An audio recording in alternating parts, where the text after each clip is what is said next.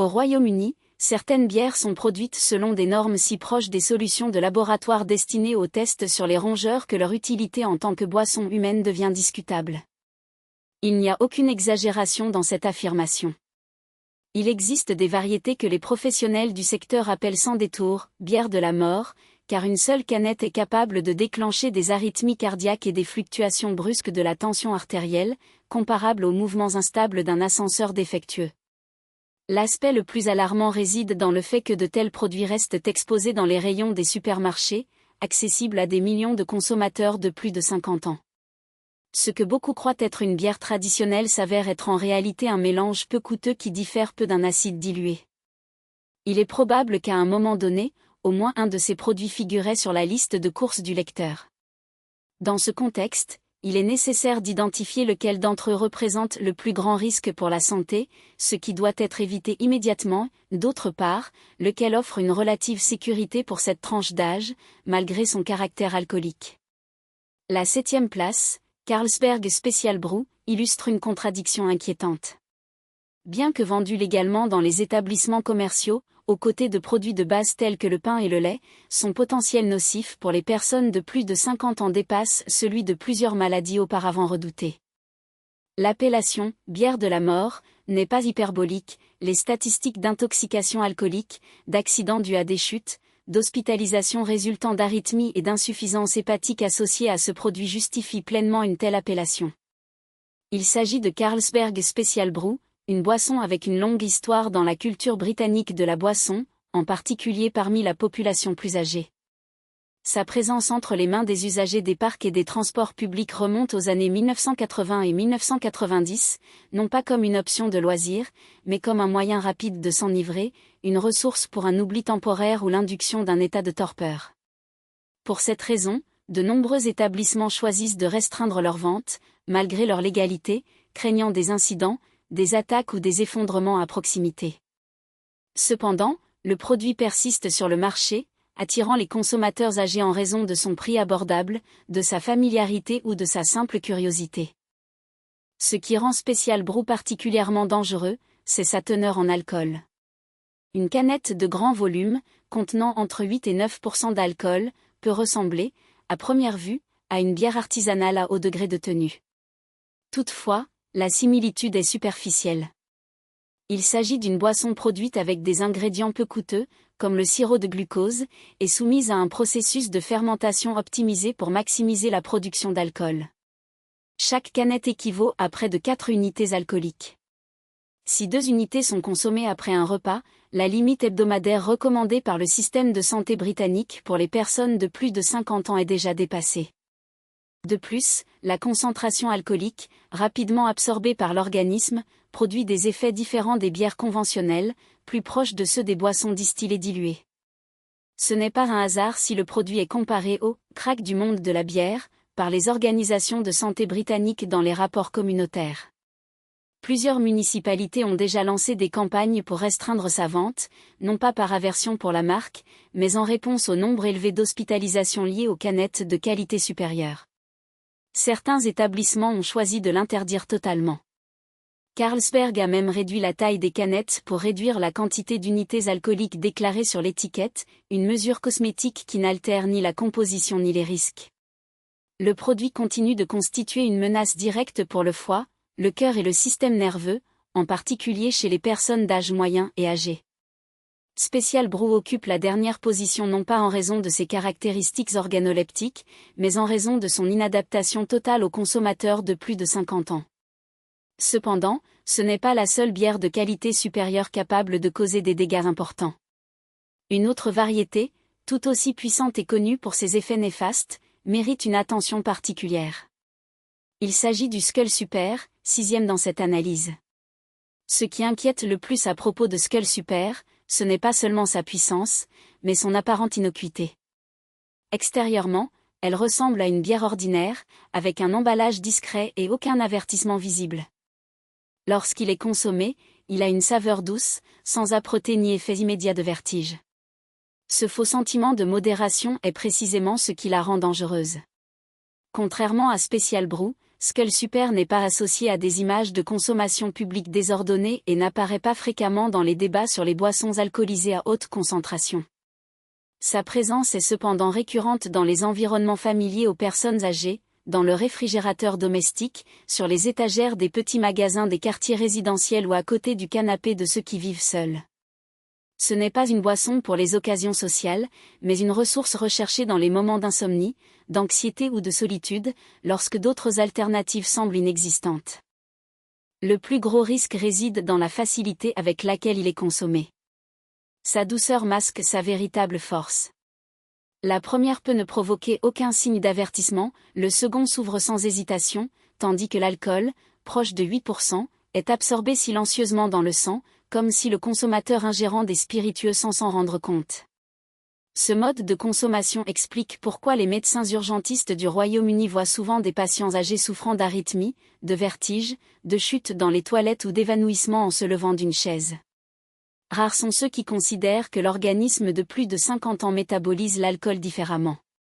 Chez les personnes souffrant d'hypertension, Skull Super peut provoquer des élévations soudaines et des irrégularités de la fréquence cardiaque, en particulier entre 20 et 40 minutes après l'ingestion. Les diabétiques sont sujets à des pics ou des baisses soudaines de leur glycémie, surtout s'ils consomment la boisson à jeun ou pour aider à dormir. Toute personne atteinte de stéatose hépatique remarquera une réaction hépatique immédiate à la consommation d'alcool concentré, sans aucun avertissement préalable. Ceux qui prennent des médicaments contre la tension artérielle, les problèmes cardiaques, le diabète ou l'insomnie courent un plus grand risque de somnolence excessive ou de perte d'équilibre, avec des conséquences potentiellement graves. L'aspect le plus troublant est que Skull Super est souvent consommé seul, sans aucun témoin pour identifier les signes avant-coureurs. Mais à partir de ce moment, le débat cesse de se concentrer exclusivement sur les bières de qualité. Certaines variétés, dont la teneur en alcool semble inoffensive, présentent également des risques spécifiques. La 5e place sur cette liste pourrait vous surprendre, c'est celle de Foster. Le phénomène connu sous le nom de « réduclation », la réduction de la quantité d'un produit tout en maintenant le prix est déjà familier dans le contexte des biscuits, des barres chocolatées et des snacks. Cependant, rares sont ceux qui imaginent que le même processus se produit dans le monde des boissons alcoolisées. Il ne s'agit pas seulement d'une réduction du volume des canettes diluées dans sa composition, mais qui, paradoxalement, présente un profil encore plus problématique pour certaines tranches d'âge. La 3e place dans cette analyse n'est pas caractérisée par l'absence de saveur ou la réduction cachée de sa teneur en alcool, mais plutôt par la manière dont sa nature même trompe le consommateur. Il s'agit de la Stella Artois, une bière qui, à première vue, semble inoffensive voire sophistiquée en raison de son association historique avec la tradition brassicole belge et de son image soigneusement construite de produits haut de gamme. Mais c'est précisément cette perception de qualité qui la rend particulièrement dangereuse pour les personnes de plus de 50 ans. Stella Artois n'est pas une boisson très alcoolisée dans l'absolu, son indice, qui se situe autour de 5,2%, se situe dans une fourchette intermédiaire, ni trop forte ni volontairement atténuée. Le problème réside dans la combinaison de deux facteurs, son appétence et sa présentation. Contrairement aux bières plus amères ou corsées, qui incitent naturellement le consommateur à modérer son rythme de consommation, Stella Artois présente un profil doux et équilibré, avec une amertume discrète et un corps léger qui favorise une consommation continue. De plus, son emballage élégant et son positionnement sur le marché comme une option, raffinée, créent un faux sentiment de contrôle, conduisant beaucoup à sous-estimer ses effets. Il en résulte une dynamique perverse, le consommateur, croyant avoir devant lui une boisson de qualité supérieure et donc vraisemblablement plus sûre a tendance à la boire en plus grande quantité qu'il ne le ferait avec une bière ordinaire. L'absence d'une saveur nettement alcoolisée ou d'une texture lourde contribue à ce que l'individu ne remarque pas immédiatement les signes d'intoxication. L'organisme, à son tour, métabolise l'alcool progressivement, mais l'accumulation progressive des unités consommées au cours d'une nuit peut dépasser, sans avertissement préalable, les limites recommandées pour la tranche d'âge concernée. Pour les personnes souffrant de maladies préexistantes, comme l'hypertension artérielle, le diabète ou des problèmes cardiovasculaires, les risques sont encore plus prononcés. La prise prolongée de Stella Artois, même à dose modérée, peut déclencher des fluctuations de la pression artérielle, des modifications de la glycémie et une surcharge hépatique, en particulier lorsqu'elle est associée à l'utilisation de médicaments. De plus, l'interaction entre l'alcool et des médicaments tels que les bêta-bloquants ou les anticoagulants devient plus imprévisible, augmentant ainsi le risque d'effets indésirables. Un autre aspect souvent négligé est l'impact sur le sommeil. Même si la bière ne provoque pas d'ivresse immédiate, son métabolisme pendant la nuit peut fragmenter le repos, conduisant à un état de fatigue chronique qui, à son tour, aggrave les problèmes de santé existants. Ce qui rend Stella Artois encore plus insidieuse, c'est sa capacité à masquer la progression de la consommation. Alors que les bières plus fortes ou plus intensément aromatisées ont tendance à générer une sensation de satiété ou d'inconfort après quelques verres, cette boisson permet à l'individu de continuer à boire sans perception nette de saturation. Lors d'événements sociaux, tels que des dîners ou des célébrations, où la bière est servie plus fréquemment dans des verres plus petits, le risque de dépasser les limites de sécurité devient encore plus élevé. La combinaison d'une teneur en alcool modéré avec une présentation suggérant une sophistication crée ainsi un scénario dans lequel la maîtrise de soi est facilement compromise. Ce n'est donc pas une question de pouvoir, mais de contexte. Stella Artois n'est pas dangereuse parce qu'elle est forte, mais parce qu'elle est faussement facile à consommer. Son plus grand risque réside dans l'illusion de modération qu'il procure, laissant croire aux consommateurs qu'ils font un choix plus sain ou plus équilibré. Pour les plus de 50 ans, cette illusion peut avoir de graves conséquences, surtout lorsqu'elle est combinée à d'autres facteurs de risque. La bière que beaucoup associent au moment de plaisir et de fête peut en fait être l'une des plus insidieuses en matière de bien-être à long terme. Et si ce mode de consommation est déjà préoccupant, le prochain élément de cette liste présente un défi encore plus complexe, une boisson qui, même si techniquement n'est pas une bière, est consommée avec la même fréquence et avec des effets tout aussi nocifs sur la santé. Risque, sans compromettre le sommeil ou la stabilité métabolique, surtout, sans renoncer à l'identité culturelle associée à l'acte de boire. La bière sans alcool, dans ce contexte, ne représente pas un renoncement, mais plutôt une adaptation intelligente aux exigences physiologiques d'une tranche d'âge dans laquelle la modération est non seulement recommandée, mais nécessaire. Ce qui rend Henken 0.0 particulièrement pertinent pour ce public, c'est sa capacité à préserver la nature rituelle de la consommation de bière sans les effets délétères de l'alcool. Dans un environnement social où la pression à consommer des boissons alcoolisées est toujours une réalité, opter pour une alternative sans alcool permet à l'individu de participer pleinement aux interactions sans s'exposer à des risques inutiles. De plus, l'absence d'alcool élimine la possibilité d'interaction médicamenteuse, un facteur critique pour ceux qui dépendent de médicaments pour contrôler des maladies chroniques telles que l'hypertension, le diabète ou les maladies cardiovasculaires. Un autre aspect fondamental est le maintien de l'expérience sensorielle. La bière sans alcool n'imite pas seulement le goût, il reproduit la texture, l'arôme et même la sensation de fraîcheur que beaucoup associent au plaisir de boire. Pour ceux qui cultivent cette habitude depuis des décennies, le passage à une version sans alcool n'implique pas une rupture avec le plaisir, mais plutôt une évolution naturelle de la consommation. Ceci est particulièrement pertinent dans un scénario où l'abstinence totale peut être perçue comme une perte de qualité de vie, alors que la modération intelligente offre une solution équilibrée.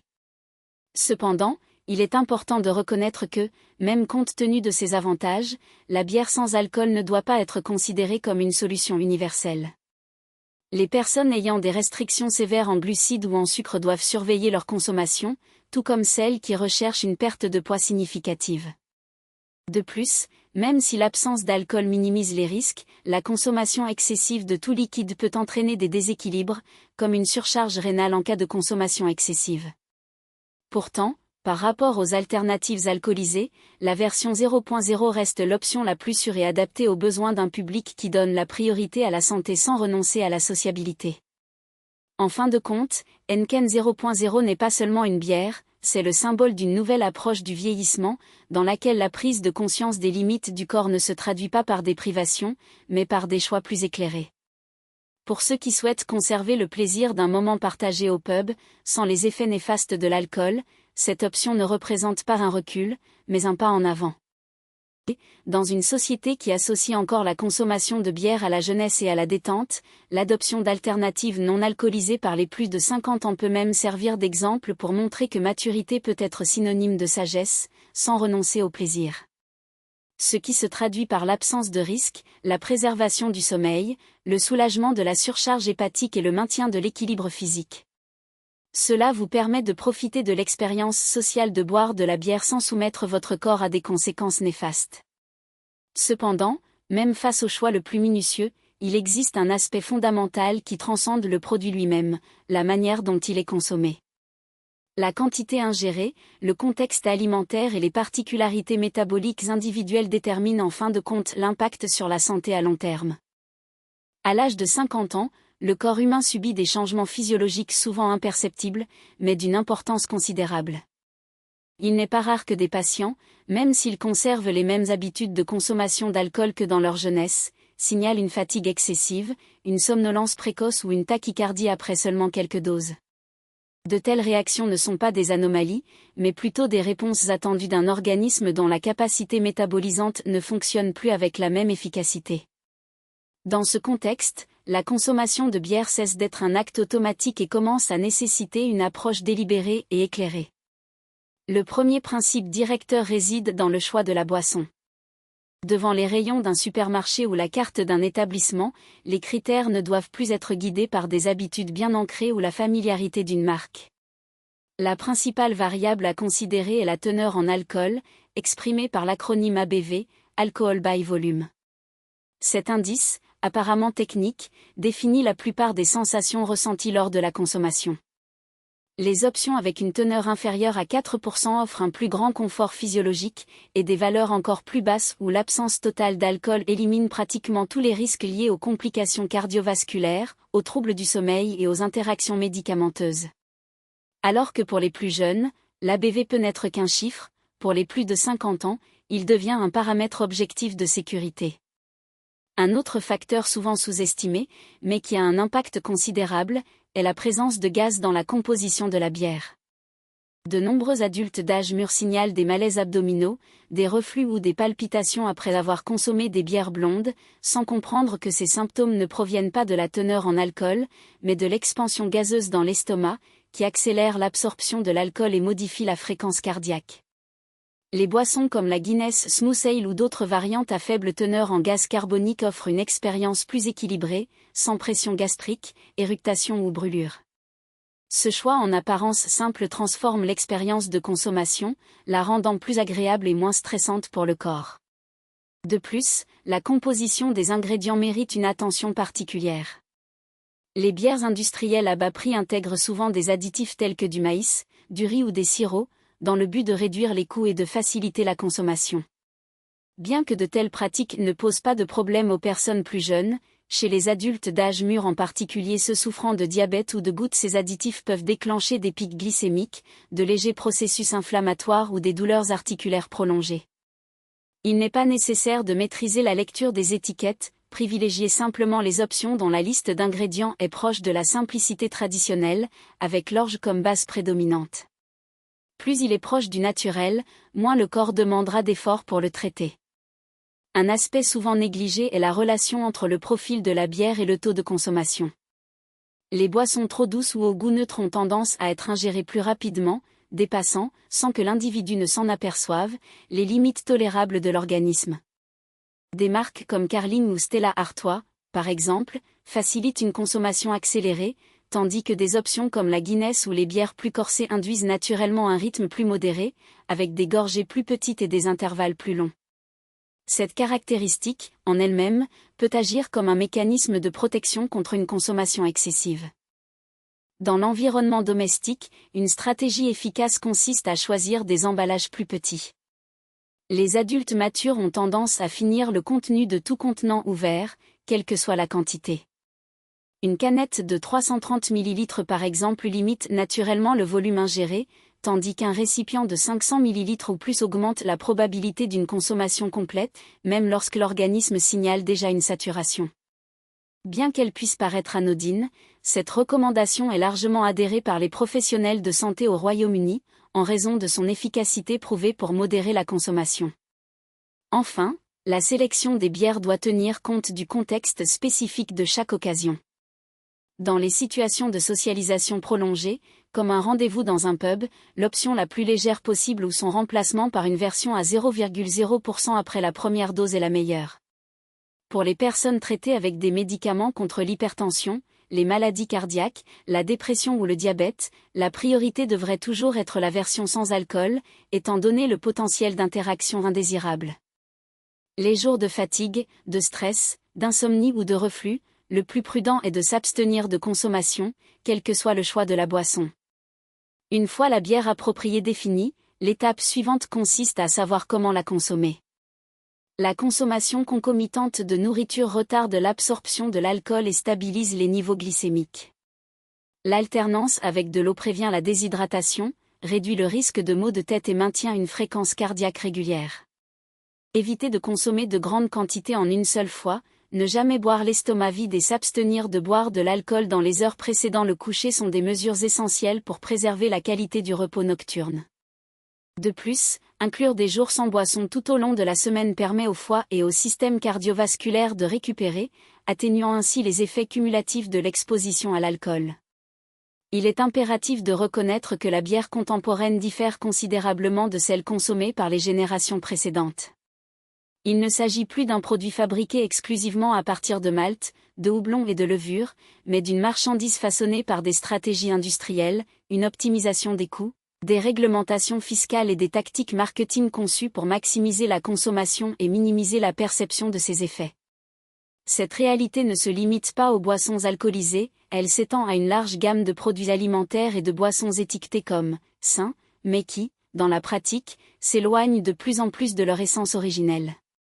Dans ce scénario, le but de cet espace est d'offrir un support à un choix conscient, révélant les nuances qui distinguent des produits apparemment similaires, mais dont les impacts sur la santé sont radicalement différents.